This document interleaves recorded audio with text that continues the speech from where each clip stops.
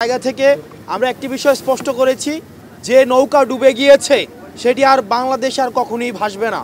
আওয়ামী লীগ এটার chapter and, অর্থাৎ 5ই August ছাত্র নাগরিক সিদ্ধান্ত দিয়ে দিয়েছে যে আওয়ামী লীগ বাংলাদেশ পরবর্তী বাংলাদেশ একটি অপ্রাসঙ্গিক। এবং আমরা আজকে আমাদের প্রধান উপদেষ্টার সাথে সকল ফেসিবাদ বিরোধী যেই রাজনৈতিক যেই দলগুলো ছিল সবাই এসছে।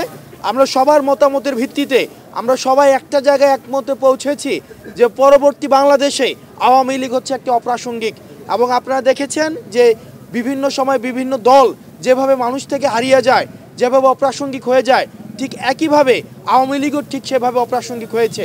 এখন আমরা আহ্বান জানিয়েছি যেন সরকার উদ্যোগ নিয়ে আইনি প্রক্রিয়ায় যেন আওয়ামী লীগকে নিষিদ্ধ করে এবং পরবর্তী কোনো প্রক্রিয়ায় যেন রাজনৈতিকভাবে কোনোভাবেই যেন আওয়ামী লীগ ফাংশনাল না হতে পারে সেই বিষয়টি আমরা সেখানে প্রস্তাব দিয়েছি।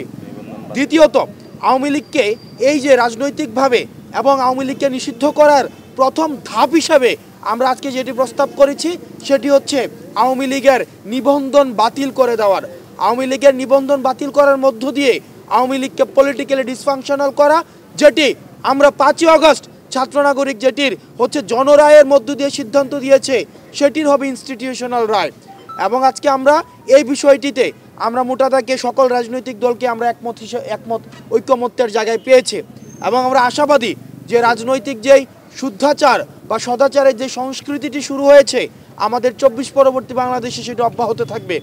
আমরা এটি বারবার করে বলছি, আমাদের ফেসিবাদ বিরোধী ক্রিয়াশীল যে রাজনৈতিক দলগুলো রয়েছে আমাদের নিজেদের মধ্যে পলিসি নিয়ে আমাদের ডিসকাশন থাকতে পারে, আর্গুমেন্ট থাকতে পারে, আমাদের ডিবেট থাকতে পারে, সেগুলোর সমাধান রাজপথে হবে, সেগুলোর সমাধান সংসদে হবে।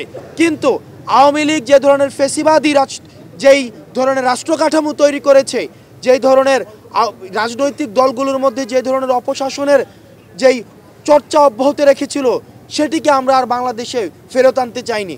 আজকে আমরা দেখেছি যে যতগুলো রাজনৈতিক দল আজকে সংলাপে অংশগ্রহণ করেছে, ঐক্যমত্য কমিশনে অংশগ্রহণ করেছে, আমরা সবার মধ্যে একটা ইতিবাচক ভাবনা আমরা দেখেছি। রাজনৈতিক দলগুলোর কাছে আমাদের আহ্বান থাকবে, আমরা সেখানেও এটি বলেছি, তারা যেন উদ্যোগ নিয়ে এই চর্চাটি, এই সংস্কৃতিটি যেন অব্যাহত রাখে। কারণ এই প্রজন্মের কাছে এটি তাদের দায়ভার।